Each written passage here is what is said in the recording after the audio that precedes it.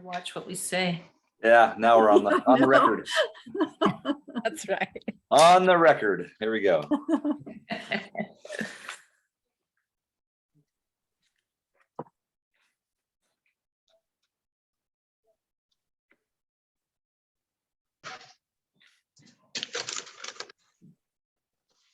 So Nancy, would you like to, while we're waiting to officially start the meeting, do you want to share with the others a little bit about your satellite club and some of the progress you're making?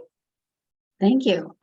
Yes, Bill Erickson took it to the board on Monday, this past Monday, and got it approved, and we're getting applications gathered. There's a meeting actually tonight at 6:30 that Mary Elizabeth Garcia will be handling, getting applications together to get our 8 members started and getting the bylaws going. So hopefully by mid-October, maybe sooner, we'll have our satellite club.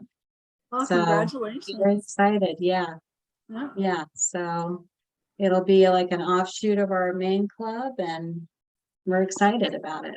Is it a cause-based club? I think that's what the term is. They're not really sure yet. We're trying to just kind of get younger people interested, and people that can't get to our regular Thursday meeting at noon, and they're just going to meet twice a month and rotate locations, because we have a lot of wineries and breweries here. So they're going to rotate locations, meet twice a month and do some projects, and then we'll go from there. So the basis of attracting them was to provide their own sort of format. Is that right? yes. Okay. Yes. Interesting. Yeah. And then they'll still be members of our club. And then eventually, if they get big enough, they can break away and have their own club. But for now, they'll still be part of our club. Are the fees the same for both clubs? The fees will be less for the Okay. satellite club, because they're not going to be. We have fees that are a little bit higher because we have lunch every week, meet at the hotel, that kind of thing. There's going to be about half the cost, because they're not going to be doing that. Yeah. I see. So a little bit more affordable for some people. Do you mind me asking what your fees are? Our fees are $230 a quarter. So a quarter, because we have lunch every week.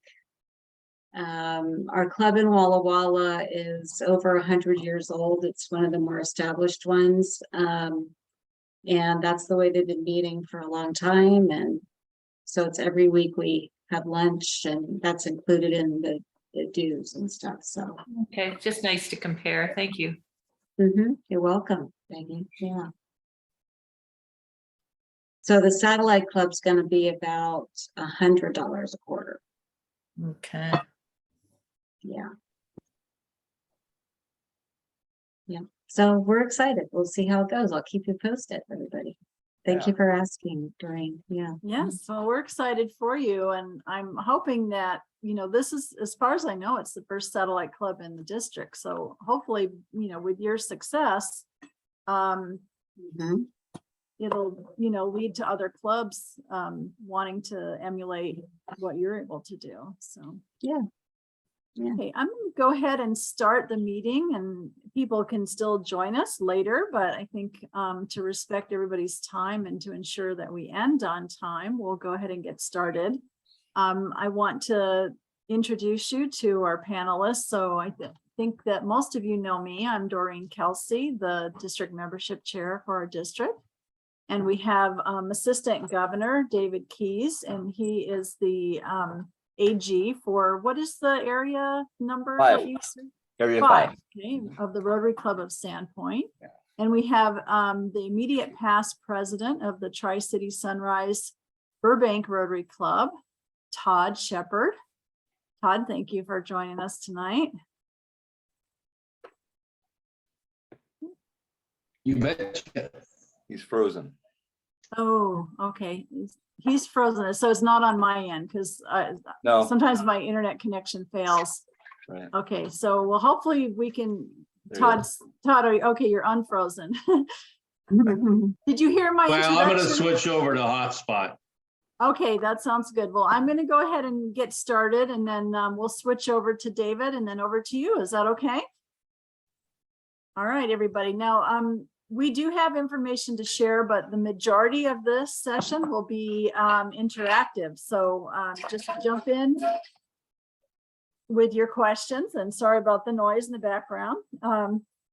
What I want to share is a list of 10 ways to find new members. So I often have clubs say, well, all of these techniques about attracting, engaging members sound great, but can you give us some specific tactics on what we can do? Where do you find members? We know they're out there, but we don't know how to find them. So really quickly, 10 ways to find them. Schedule an engaging program that has community-wide appeal. And what I have found is people who are new to the community or people who just haven't made the connection with community leaders, they always want to know what's going on, what's happening. So when you have a program that would appeal to outsiders, broadcast that on social media, share it with all of your friends, colleagues, business associates, and invite them to attend the meeting. And a program like that will attract an audience outside of your club. Schedule an open house to host prospective members and share a formal program to showcase your projects and your priorities as a club. And when you have guests attend these meetings, make sure that you have some way to register them or collect their contact information. You can reach out to underrepresented businesses, occupations, and individuals after conducting a classification survey or a diversity assessment. And in our last meeting, we learned about, Todd, was it your club that did the classification assessment, or was that David's club? Yes. Yeah, the professional classification assessment. Okay. So after you do that, reach out to them. And if your club offers corporate memberships, you can attract both businesses and individuals with this opportunity. And if anyone wants resources on how to offer corporate memberships, let me know and I'll be happy to share that with you. You can invite prospective members to social events and include them in service projects. And quite often, those types of activities are less intimidating than inviting somebody to a Rotary meeting. Now, we're all accustomed to going to Rotary meetings, so we don't feel anxious when somebody invites us to a Rotary meeting. We might actually look forward to it. But to somebody that knows nothing about Rotary, that might seem like an Amway meeting to them. They don't know what it is. They don't know what you're inviting them to. So a service project or a social event is a lot more friendly in a way. So, so try that, and again, collect their information when they come. You can create a vocational services award to recognize and honor a local business person for exceptional business ethics, integrity, and service to the community. Host a formal ceremony for presentation of the award. You can also use foundation recognition points to make that individual a Paul Harris Fellow or find some other meaningful form of recognition, such as a press release for publication in the business section of the local newspaper. I'm going too fast, so I'm going to slow down a little bit here. So the idea of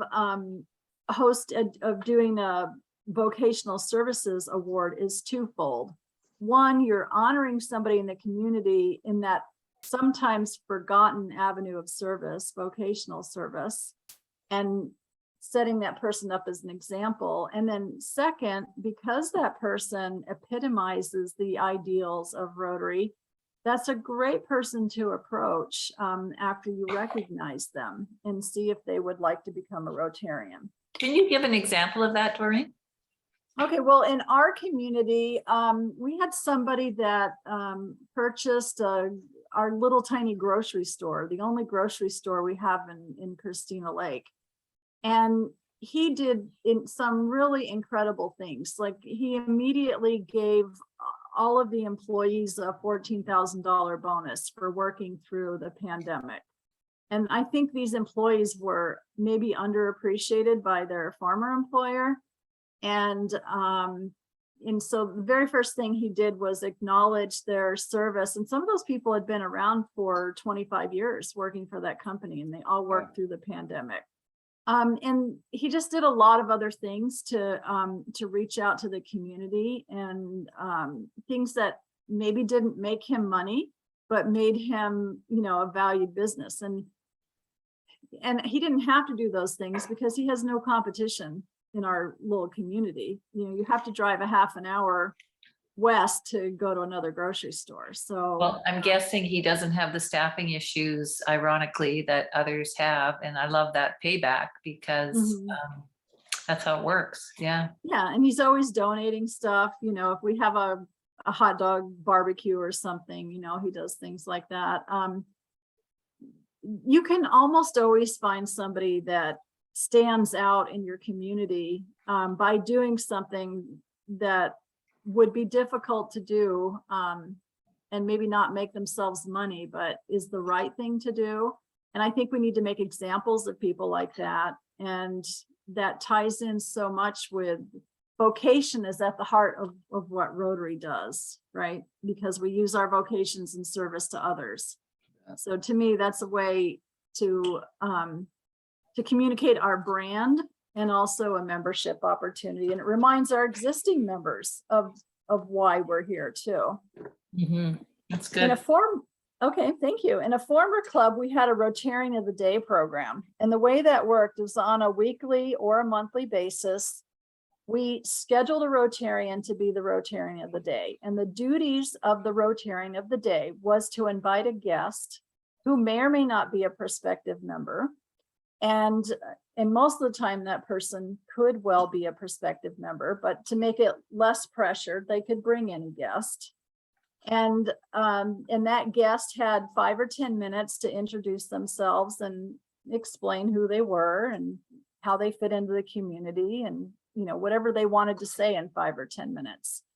And by doing that every single week, we had a lot of new members come in with a Rotarian of the Day. And because it was a tradition in that club, everybody pretty much agreed to do it. I guess you could say, because everybody else had done it, there was a little bit of maybe peer pressure because everybody saw everyone else do it. And once a tradition like that takes hold, then it can be very valuable to your club.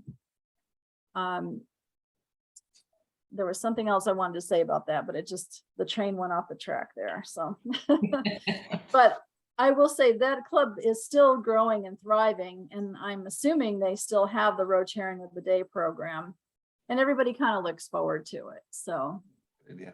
So Doreen, I know what I was going to say. It's really hard to get. It's when you say that membership is everybody's job, that becomes a saying, right? But if you find a way to actually implement it, then that's gold. So Yeah. that's how we did that. And Leanne, did you have something to share? yeah, so back to the Rotarian of the Day. So Yes. one of your members was the Rotarian of the Day. And Yes, they it wasn't brought a the guest. too. Yeah. So they brought a guest, but the guest did the 5 to 10 minute self-introduction. Yes. Okay. And that makes the guest feel comfortable, because quite often, and after the session on August 30th, I shared a link to some videos that the Zone has made available on YouTube. And it's all about how to be a welcoming presence as a club to a newcomer or a visiting Rotarian. And they're so funny because these are exaggerated, but there's some truth in that exaggeration. I don't know if Nancy, did you have a chance to watch any of those videos? I have. They're pretty funny, but it's so true. It's true. Yeah. So, I mean, Yeah. we're so accustomed to our routines. We're not always conscious of how we appear to an outsider. And it can be pretty unwelcoming. I mean, I see myself in some of those interactions and I go, oh, I got to make sure I don't ever do that again. So, yeah, that by giving them that 5 or 10 minutes, that really makes them feel welcome within that group of people. Recognize your Rotary Club members who sponsor other members. The best way to encourage somebody is to acknowledge them for their efforts, and that inspires other people as well. You can reconnect with returning Rotary Exchange students and Rotary alumni and promote them and approach them to become members. And the beauty of that relationship is they already have benefited from Rotary, and they understand a little bit about Rotary and its ideals. So that's a real warm audience to approach for membership. The other thing is to respond promptly to member leads and learn how to manage these. And I'm always available to help you with that. And reach out to inactive members and invite them to engage with Rotary again. And I'm available to help you with that. I have shared with several clubs the list of inactive members. The best way to reach them is by email, because that is the information we have to contact them. And typically, in my experience, I get 3 responses for every 100 emails that I send to inactive members. And from those 3, you may well get 1 new member. So when we approach people in general, we say there's a 10-3-1 rule. For every 10 people that you approach about Rotary, you might have 3 prospects. And for every 3 prospects, you might have 1 member. And that 10-3-1 rule really plays out. It's reliable. So if you're working with 10 people, it may not come out exactly that way. But if you're working with 30 prospects in a year, you should get 3 members out of that. So, plan your activities accordingly. And then finally, here's number 11, a bonus one. When you're using social media, make sure you include a call to action.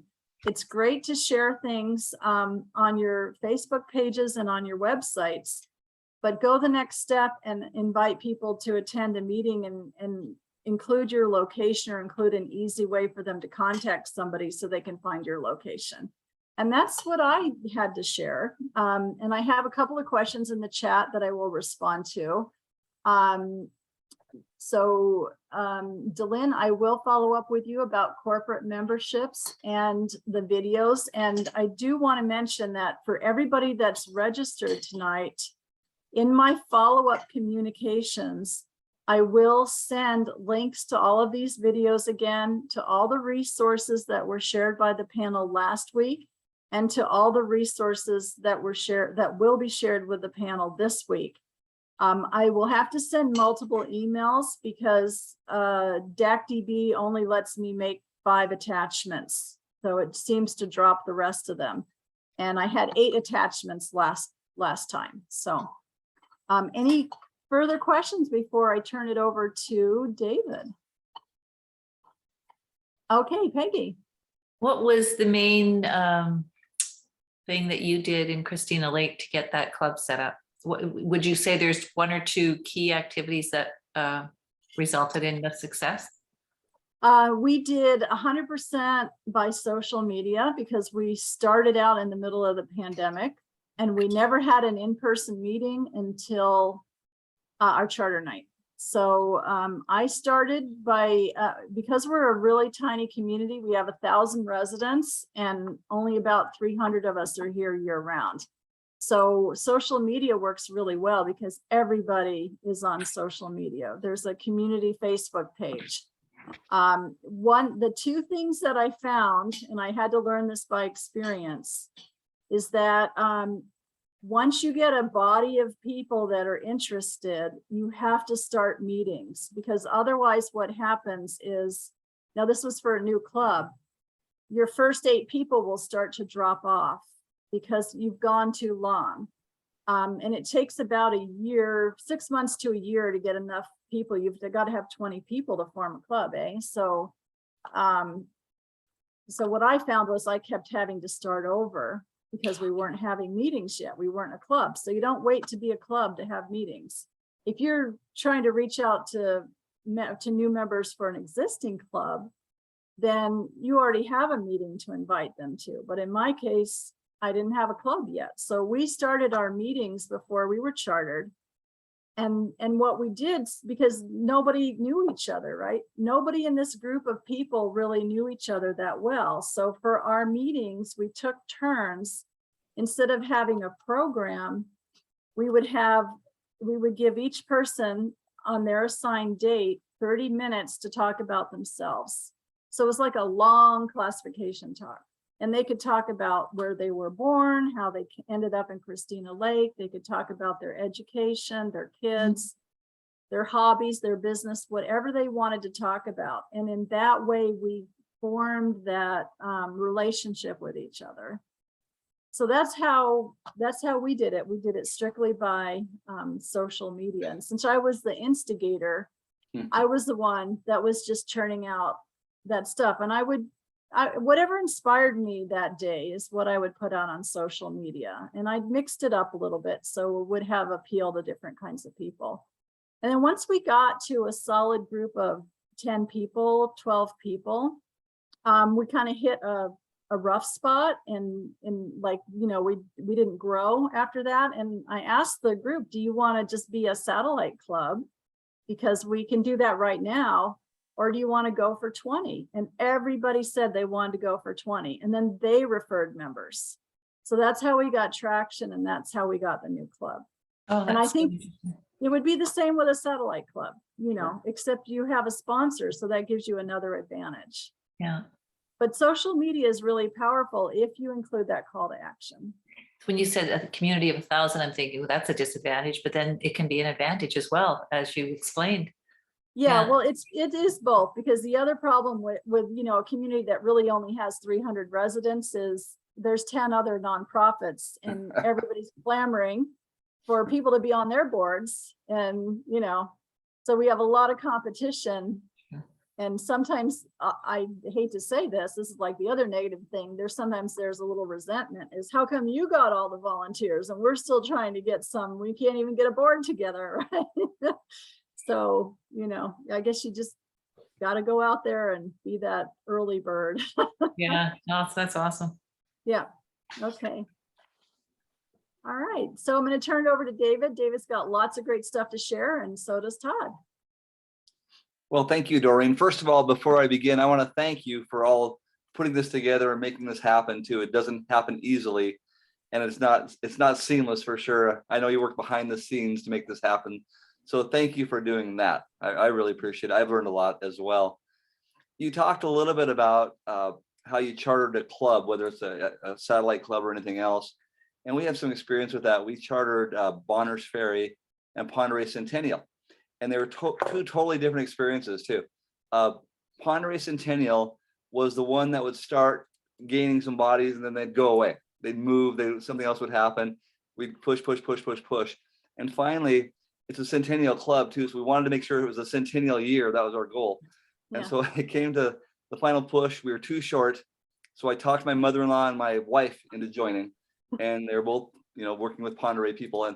And they joined. And my mother-in-law, who just passed away, was the secretary and treasurer of that club, gosh, for, well, 10 years almost now. So it was pretty cool. So that was a fun way to start a club. And then Bonners Ferry, it was the culmination of a Kiwanis club and a Lions club that were going away.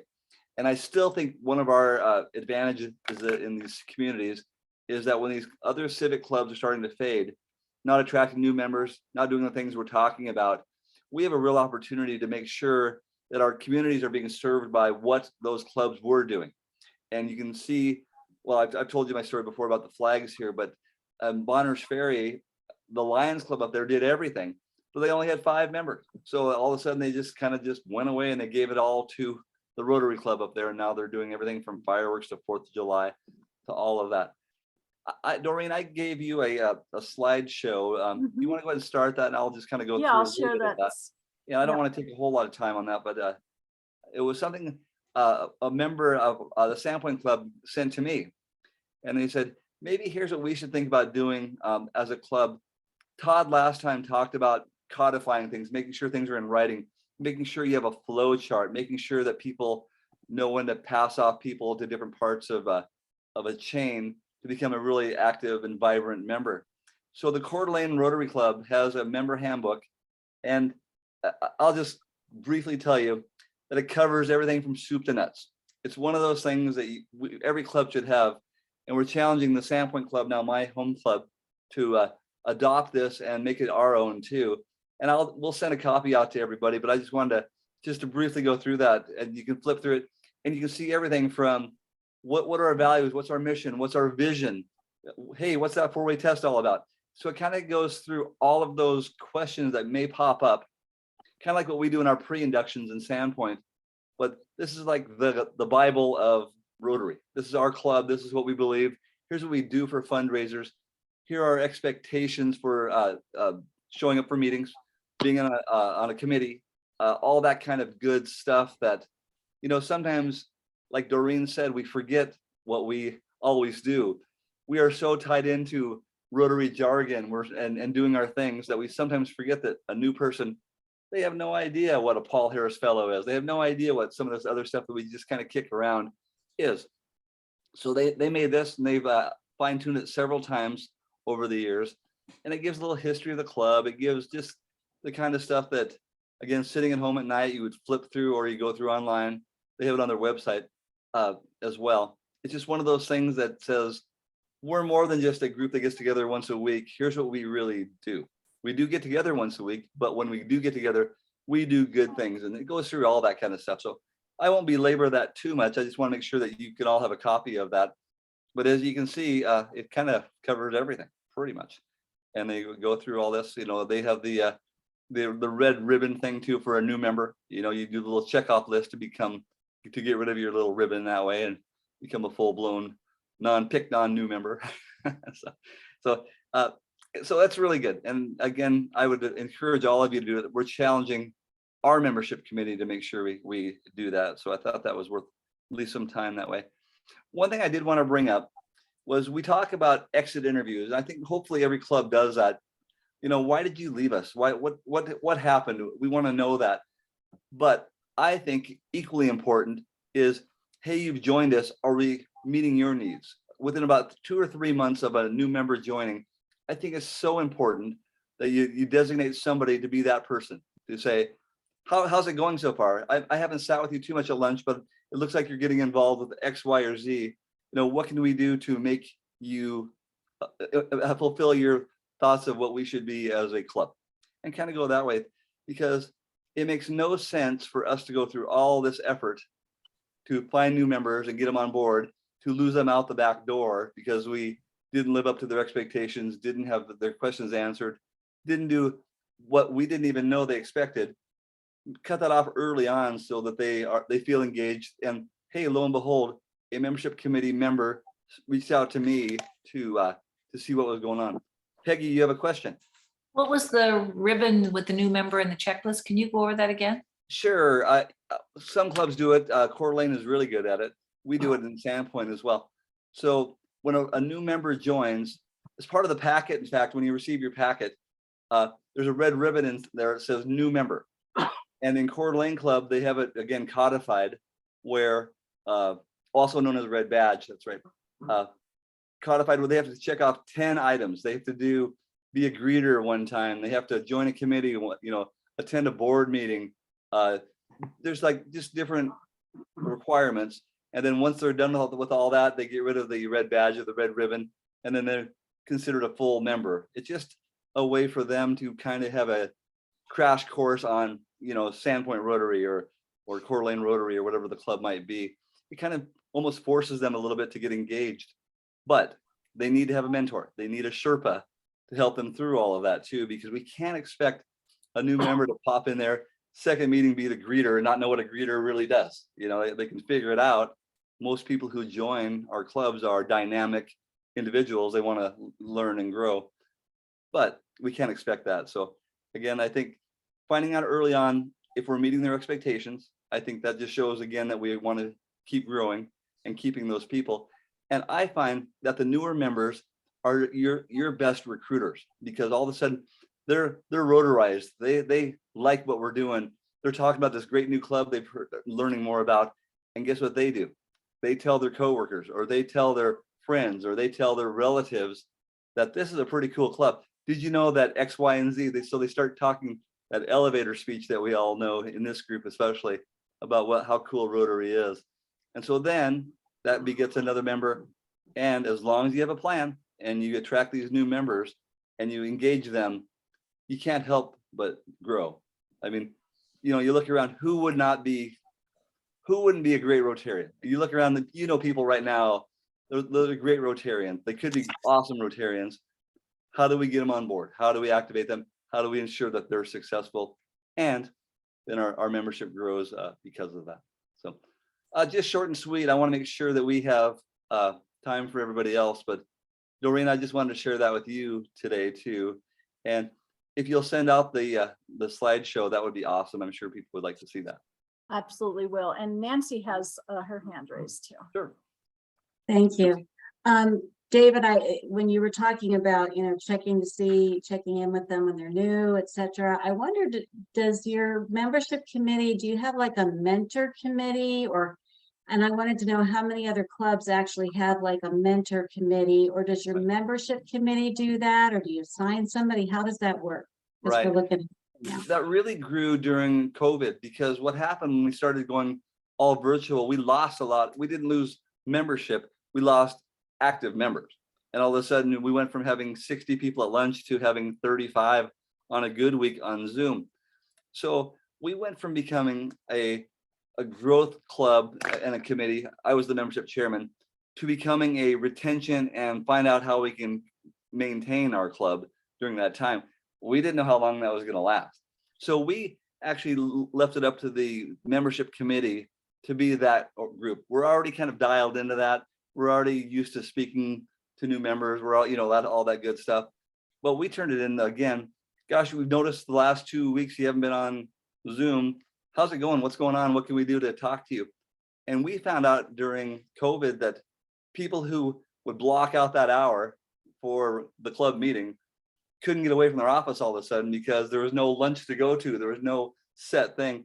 And if they're at their office, they're either greeting people, they're doing work, they're not being Rotarians at that point. So was a good lesson for us to learn, because we're all about habits, aren't we? I mean, the more we get used to blocking out that time, the more likely we are to show up to the meeting, and it becomes that habit versus, oh my gosh, it's 5 afternoon, I'm not gonna be able to make it in time, I won't go this week.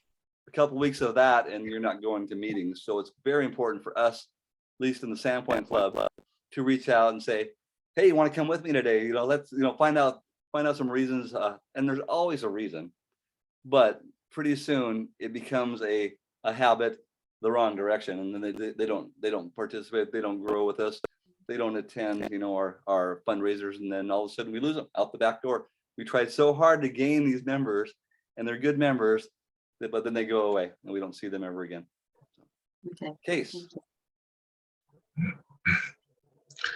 Yeah, two things. One, you mentioned that new prospective members or guests might spend 5 minutes talking about themselves. We had that with our 3 newest members, and then a few weeks later there was a complaint by one of the new members, and the complaint was, well, we've told you guys all about us, Right. but we know nothing about you Rotarians. Mm-hmm.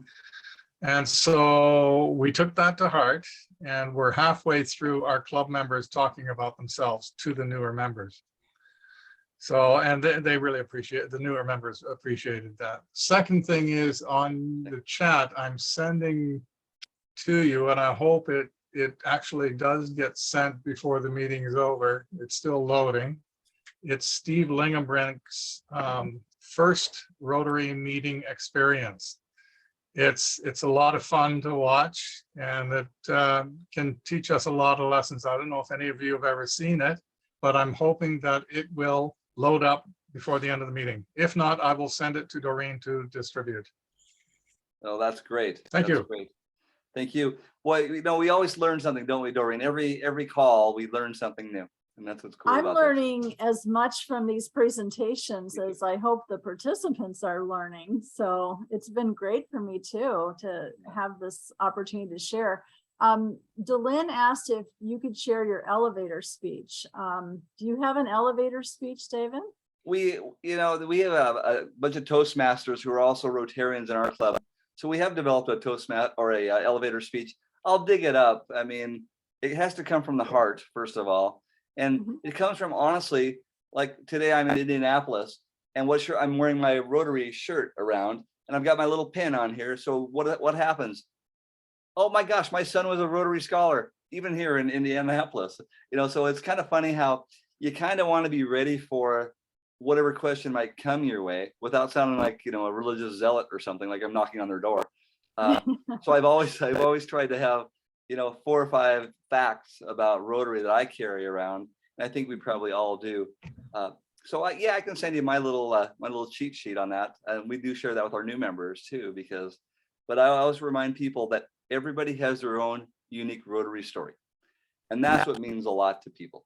We can say, well, 1.2 or 1.4 million members, depending on whatever you're reading at that time.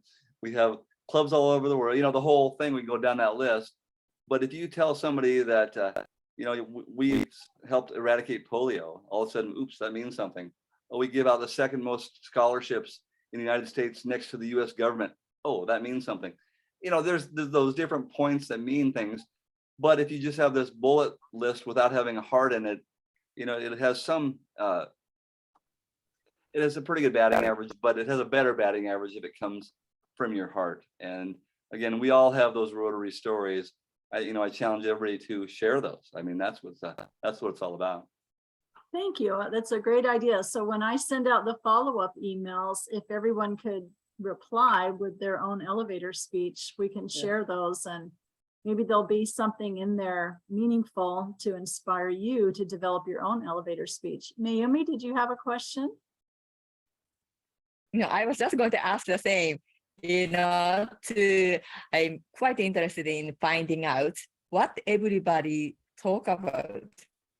Because when I talk about Rotary, always wonder, am I saying too much? Just overwhelming to people, So it's good to know what everybody else say. Well, that'll be a great exercise then to see what people do say.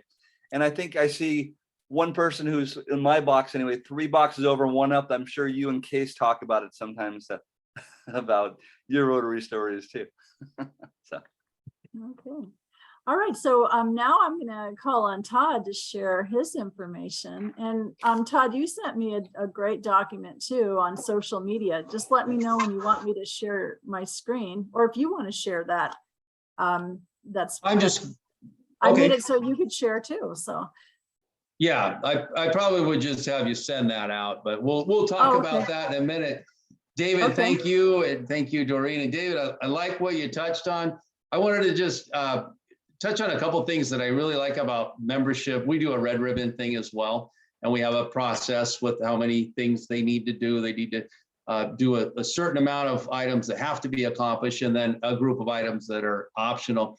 And 2 of them that are on there. One is that's required is that you need to log into DACDB through the website, log into there and create a password. And the other one is you need to do the same thing for My Rotary. And I'm leading that in because what I want to talk about is the use of social media and websites and engaging the club that way. Because when you're trying to bring in new members, I'm a big believer in social media. We're pretty active online, and we get people will contact us or show up, or they say, oh, I see you guys are doing something. They're always seeing what we're doing. We're always making some action take place. And what's neat is if we are showing our faces, and like David's wearing his Rotary shirt, I see some other Rotary wear. I try to encourage everyone to wear your Rotary wear, because there is a difference between prospecting for members and positioning for members. And prospecting would be walking out with a speech and say, hey, I'm in Rotary, are you interested? Positioning is when they see your shirt and say, what is that? Or you just happen to drop Rotary, that you're going to a Rotary meeting or something. In a conversation, they go, what is, or they say, oh, you're in Rotary. And one of my favorite lines to use in that is, yeah, yes, I'm involved with Rotary. Are you familiar with Rotary? And the answer you're always going to get, unless they are familiar with Rotary, is, yeah, well, I think so.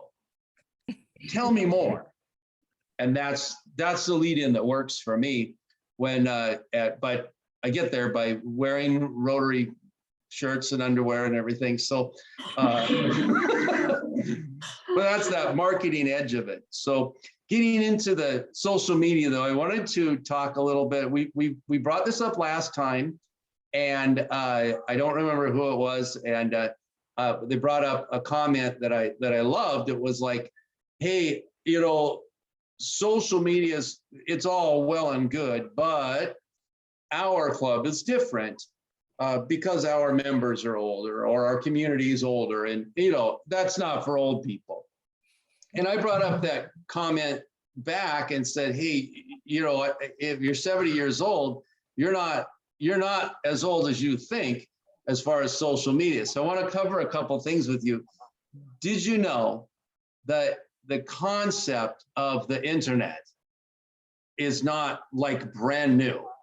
The most going back, like 1962, there's a guy, his name's J.C.R. Licklider, and he came up with this concept and he brought it to MIT and said, this is something we could do with these computers that we're working with. 1962. Now, I'm not going to say anything about the rest of the group, but I wasn't even born in 1962. Okay. He was born in, I don't know when he was born, 1915. Okay. And in 1962, this guy's innovating this idea of the internet. It then came to pass in 1969 that it went to the Advanced Research and Projects Agency, ARP, and they ended up calling it the ARPANET. And they actually created something that eventually morphed into the internet as we know it today, or as we knew it in the 80s and 90s. Okay, so the reason I bring that up is the people that built this were born in the Nikola Tesla has been quoted as talking about creating a wireless communications network across the world in the early 1900s. So this concept and idea, this drive to create something like that, has been there for so many years, and it's actually been in the works. So if you know when things really got hot and heavy on the internet was in the mid 80s, and then on social media was starting in the mid to late 90s. So if you do your math, if you happen to be a 70-year-old person, or you're in a community in your club and everyone in your whole community is 70, and you're not wanting to get the internet, remember, you were 38 back then, okay? And that's that's someone that's younger than we typically even bring into the club. That's who we want to target. You were millennial age when this was all coming out. So to say that we're too old to play on the internet is probably maybe a cop-out. I don't know. It's worth thinking about.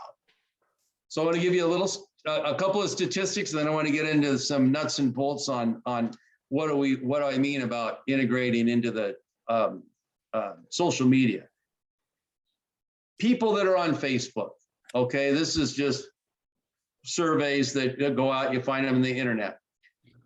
I don't know what age bracket that everyone is out aiming for, but it's no big secret that we need to get some youth into Rotary. Otherwise, you know, we're going to age out, right? And aging out of Rotary is different than aging out of Rotaract. You know, where do you go from there, right? 77% of people ages 30 to 49 are on Facebook.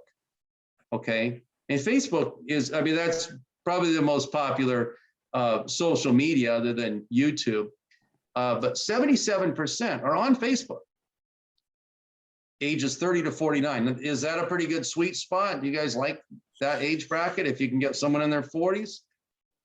Average age of Rotary, I think, in our districts in the low 60s, okay? Just so you know, that's kind of where we are. 51%, over half of the people ages 50 to 65 are on Facebook. And then it does drop down to the older group.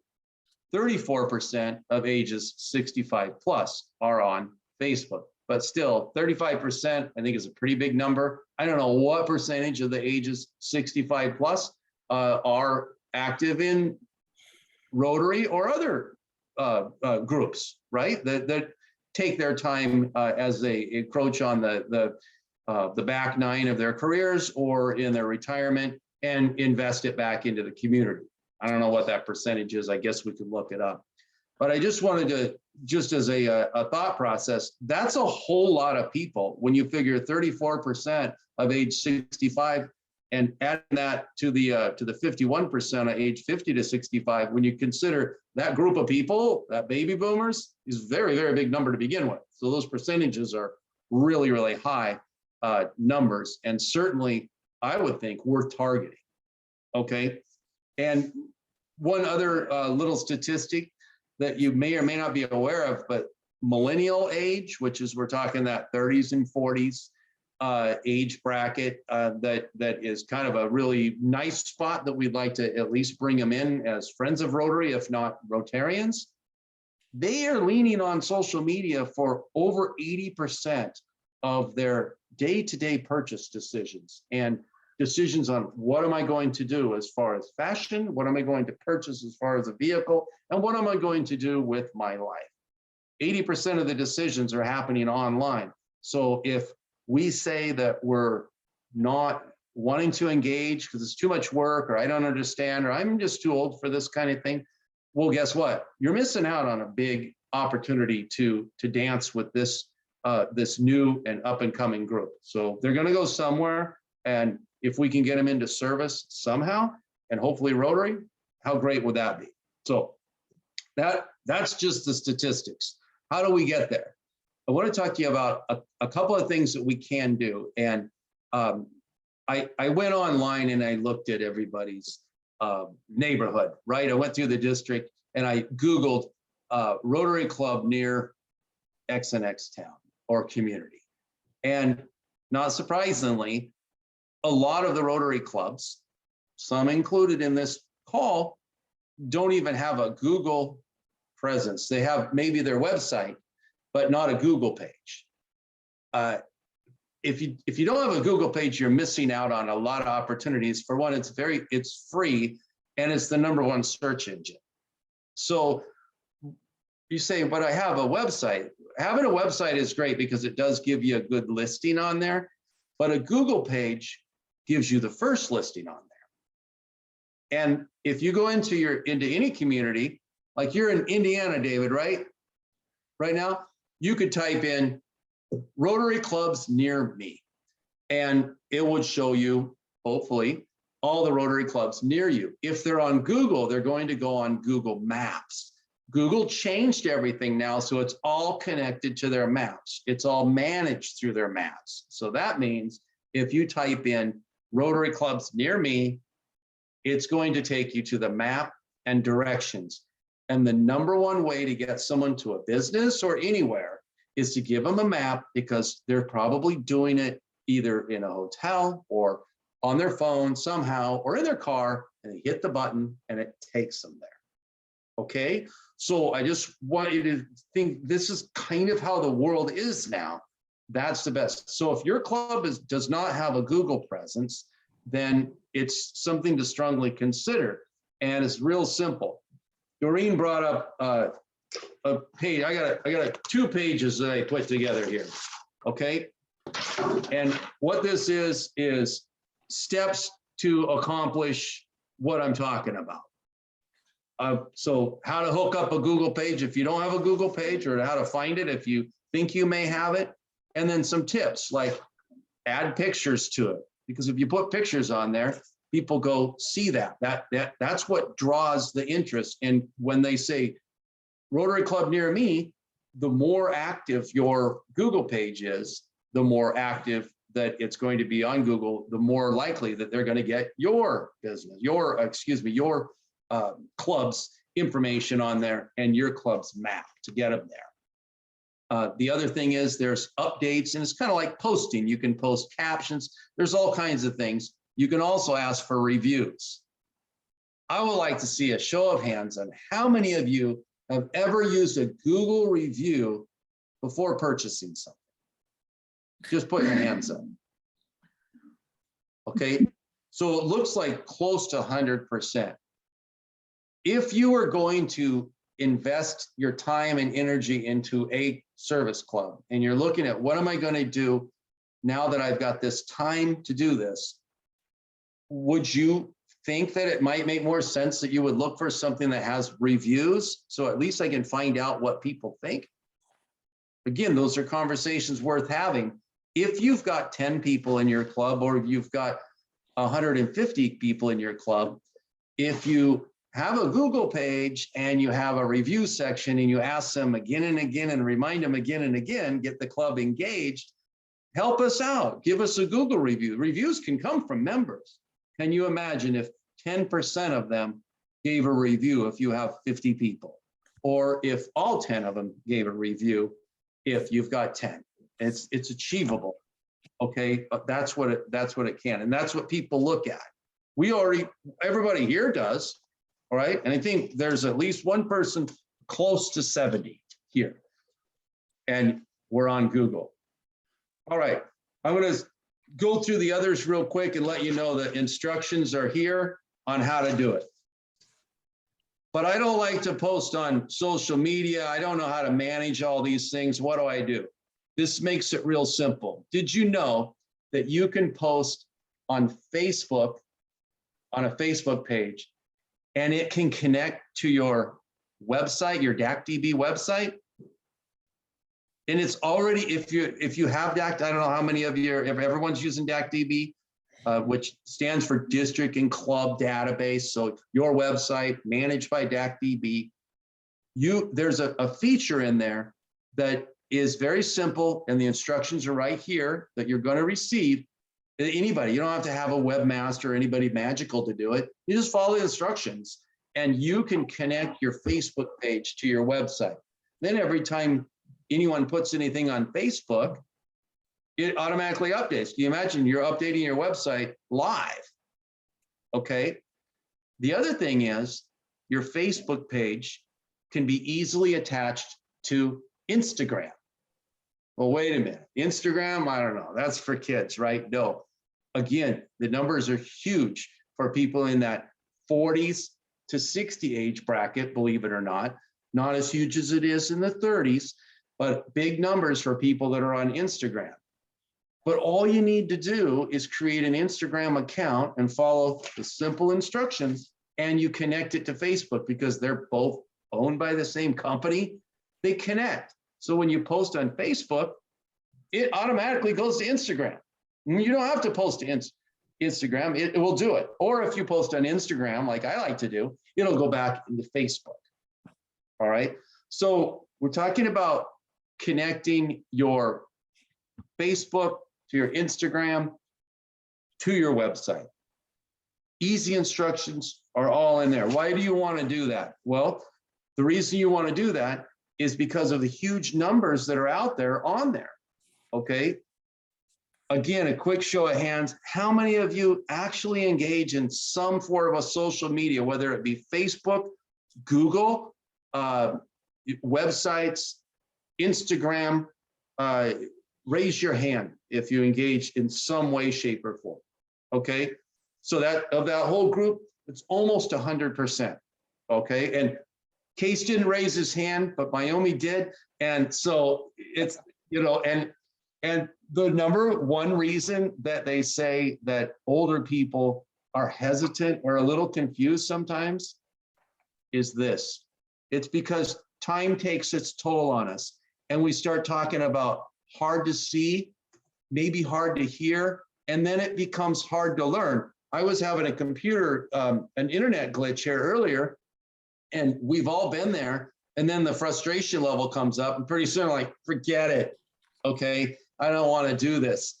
And that's all part of it. Okay, everybody goes through that.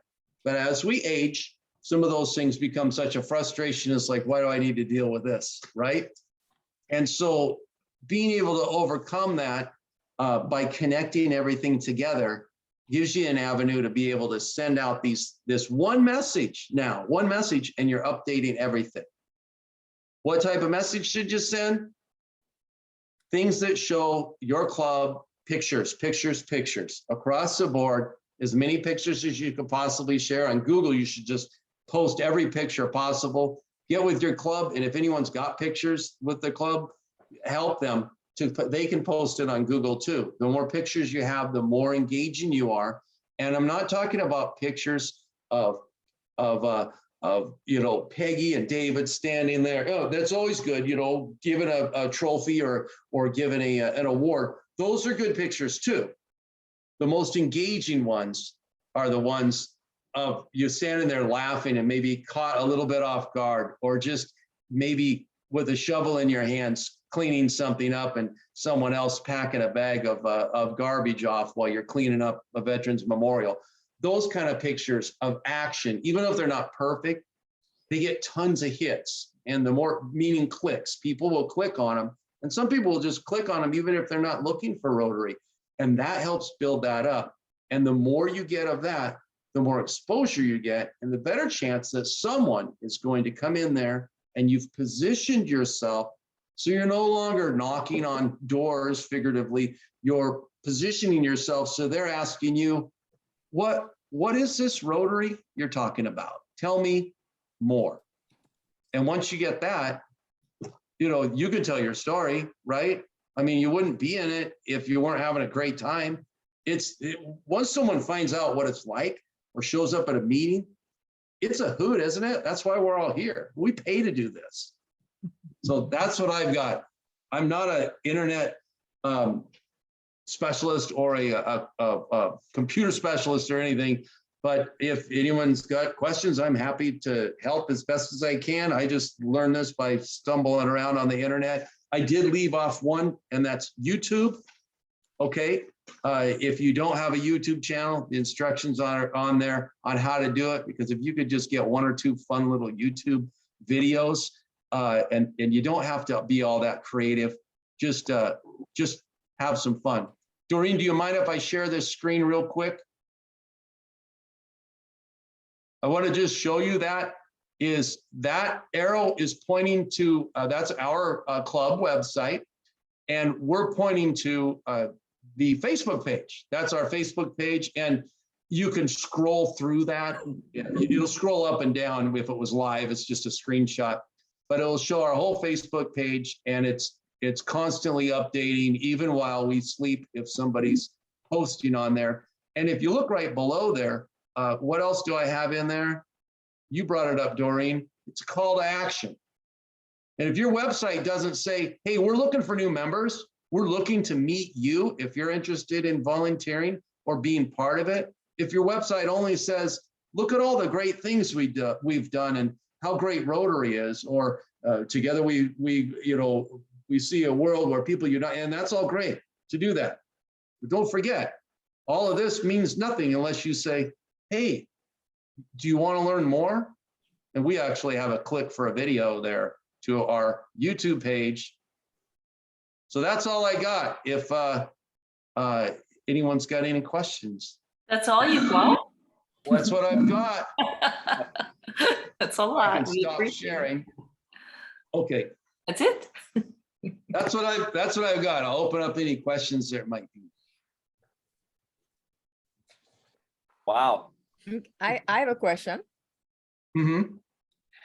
So, I have to be honest. I'm just so scared about Facebook because I don't know if I use it, who my information will go to, and then more, how much information I'll end up getting. Like if somebody posts, some people will post like 5, 6 things a day, and I don't want to receive all that.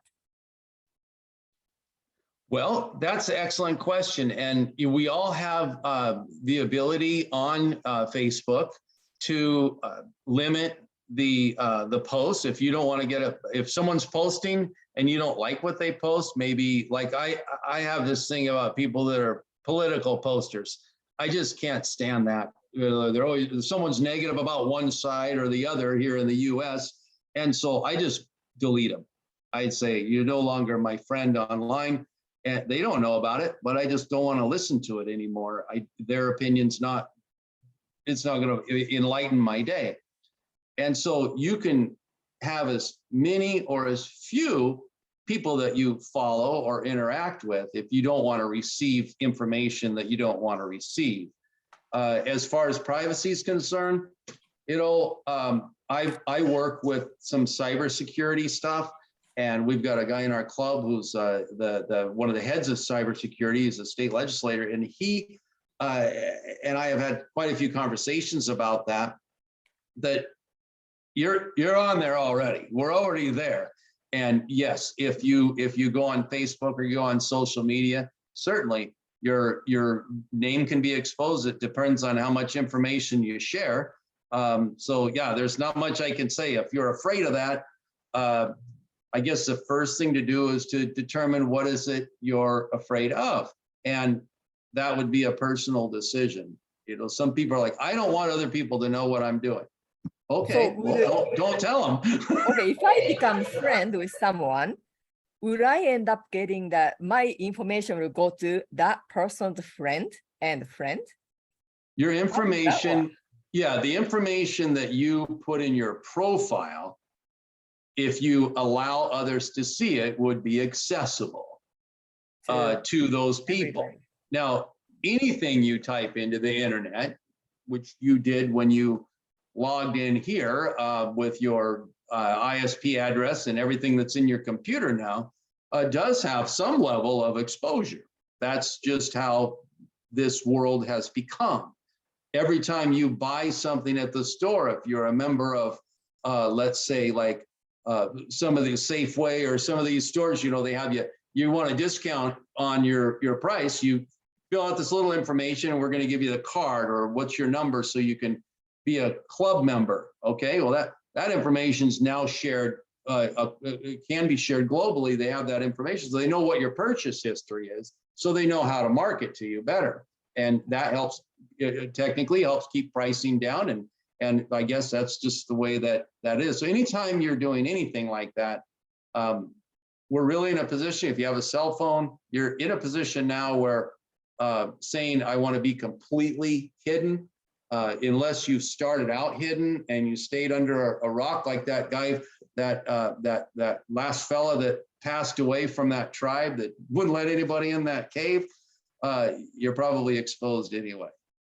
I'm going to jump in because we're at the end of time. Okay. But Mayumi, I can follow up with you later. There are lots of resources on how to control settings to minimize the sharing of your information in your Facebook settings. And also, don't ever answer those surveys about what was your favorite car, where did you go to high school, and what's your favorite food, and how many times have you been married? Because that's what's your mother's maiden name? Right. that's how they mine for that information. But what I want to invite you to do, if you want to leave now, we are done, and I will follow up with information, and you can always respond to my emails in DACDB with any additional information that you want. And I'm very happy to follow up with you. But I would invite you to watch the video that Case shared with us from Steve Lingenbrink. And so you're welcome to stay on. It's a 6-minute video. I'm going to see if I can play it now. Yes. Can I just say something real quick Sure. before we get off? I want to thank Todd and David for this incredible amount of information you've shared. Thank you so much for that. And let me tell you, everybody, Doreen is a wealth of information, and she is so helpful. I mean, she has helped us with the satellite club. She's helped me with so many membership issues. Turn to her. She's so available and helpful and everything. So thank you, Doreen, so much. Thank You're you. just great. Thank you so Thank much. you. I appreciate that. Yeah. Okay, well, I love what I do, so it makes it fun. Okay, now I'm going to see if I can play this video. Okay, do I need to share my screen? Can you see the video? Yes, you have to share your screen. I think.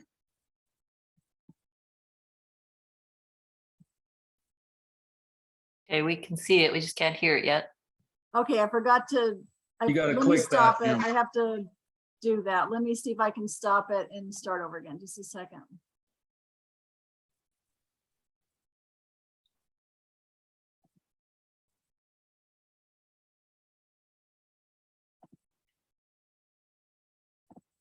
Okay, let's try that. I know there's a little prompt that asks me if I want to share audio on that. So let me see if I can do that.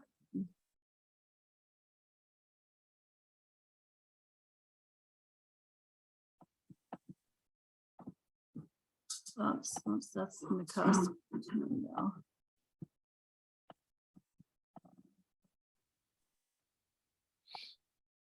Do you know where it is, Doreen? The button? Remind me. It's on that, when Oh, you here it first is. go to share screen, it's in the lower left-hand corner. Of 1992.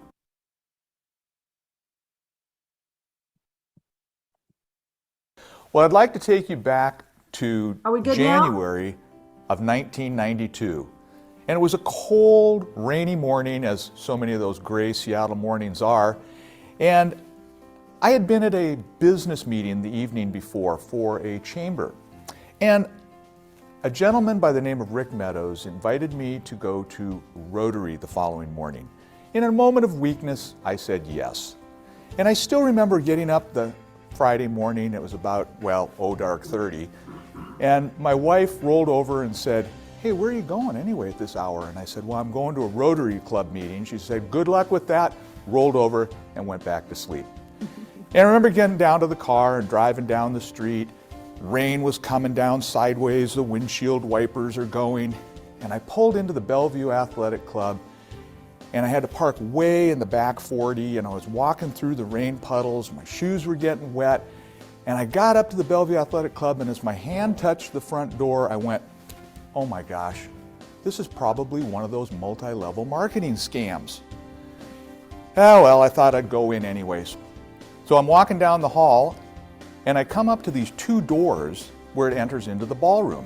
And the doors open up, and there's two really friendly gentlemen standing there, and they said, "Welcome to Bellevue Breakfast Rotary Club. We're so happy that you're here today." I'm like, "Well, thank you very much." And I went over to pay for my breakfast.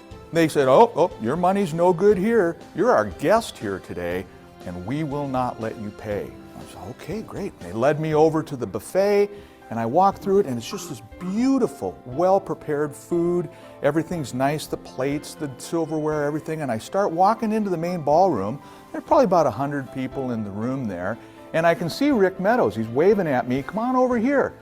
But as I get to the very first table in the ballroom, a group of people there say, hey, are you visiting for the first time today?" And I said, "Well, yes, I am." They said, "Then you should come sit with us." And as I walked to sit down, nobody said, "Don't sit there, that's Joe's chair." And in fact, they welcomed me with open arms. They were all describing their businesses. They asked me what I do for my line of work. And we had a great conversation until all of a sudden, ding, a bell rings and they all jump to attention. I'm looking around like, what is this, like Pavlov's dog or something? But they all stood up and there was a Pledge of Allegiance, there was a nice invocation, and then the president got up and he started talking about the various projects that this Rotary Club does in their community. He was talking about giving out scholarships, they were talking about work parties in food banks, they were even talking about a project that they were going to do within Bellevue High School called the Success Program that they were helping roll out. And then he started talking about international projects. And they were involved in a housing project down in Tijuana, they were involved in fresh water wells in Ethiopia, and the list went on. And I had to look around and go, who are these people? Good grief, it's not even 8 a.m. and they've given away more money than I've thought about all week. And then the speaker got up. And the speaker started off with the premise that there's 24 hours in every day, and that many of us work for 8 hours and we sleep for 8 hours. And then he walked right over to where I was sitting and he looked right at me and he said, "What are you doing with the other 8 hours of your life?"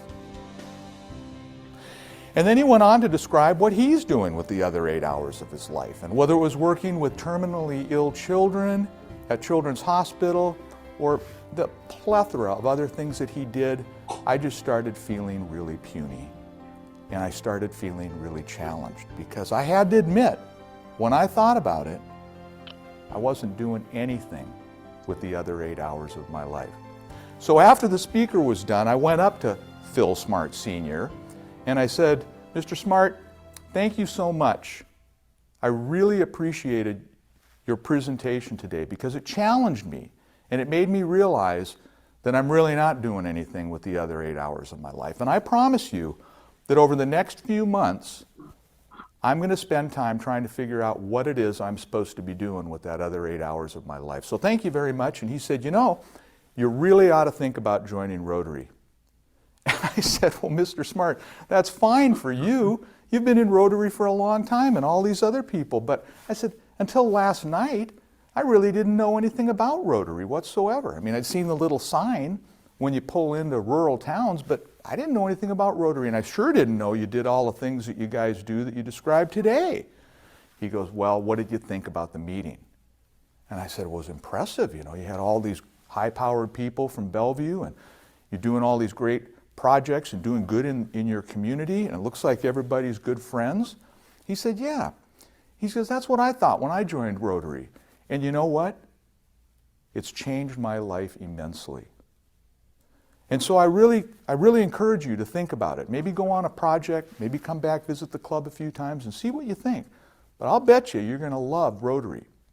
And in fact, if you decide to join and you don't love it after 3 months, I'll call the president, I'll call Dick Brown, and I'll tell him it was my idea that you joined, and I'll get you off the hook. So the following weekend, we were out cleaning carpets at Eastside Adult Daycare to see what Rotary did. And then I came back for a few meetings. And you know what? I joined. And it profoundly changed my life and my family's life.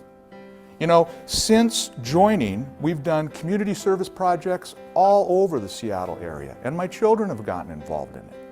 And then after a few years of being in Rotary, I was asked to accompany a dentist and a doctor over to Romania.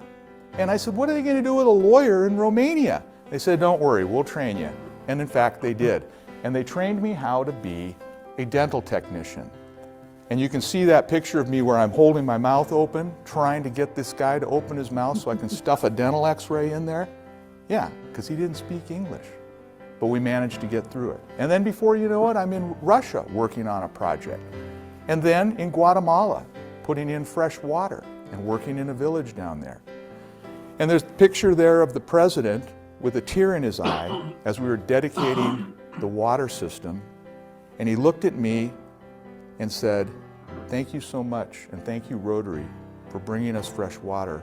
Our babies have stopped dying. And it was at that moment that I realized what Rotary was all about. As my family watched the dedication, I believe they understood what Rotary was all about at that point too. Since then, we've been on Computers for the World trip to Antigua, the beautiful island of Antigua, where they didn't have much of a computer system. And we brought down hundreds of computers and kids from Newport High School that came along with us and installed the computer labs. And so, then last year I served as district governor. A journey that never would have happened without Rotary. Rotary has profoundly changed my life. And I oftentimes think, what would have happened if I had walked into that ballroom that afternoon or that morning for breakfast and somebody had said, don't sit there, that's Joe's chair? Or what if I hadn't been warmly greeted? Or what if when I walked through the food line, the food was substandard? Or the president wasn't interesting? Or they weren't doing any projects? Or the speaker was bad? I dare say if any of those things had happened, I would have done what I had intended to do. I would have visited one time, I would have politely thanked Rick Meadows for inviting me, and I never would have gone back again. And how different my life and my family's life would have been if I had never joined Rotary.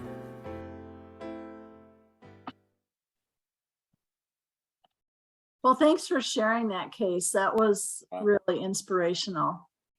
And it was a little more than 6 minutes, but it was well worth it. It's wonderful. It's great. Yeah, this is from a number of years ago. And, you know, it's a bit of a long elevator speech, but the passion definitely comes through. So Yeah. anyway, Well, thank I you think for everybody sharing. can download it from the Zoom meeting. Is that correct? Yeah, I got it downloaded.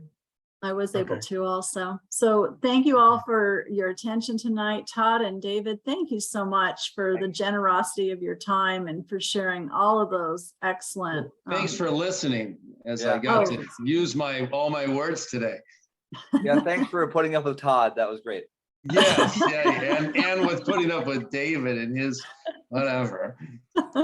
Great job, David.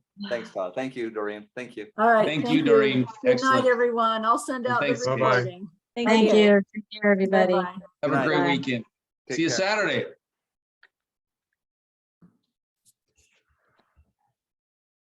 Thanks. Thanks. We'll see you Bye. soon. All right. Thank you. Thanks, Leanne. Good night. See you.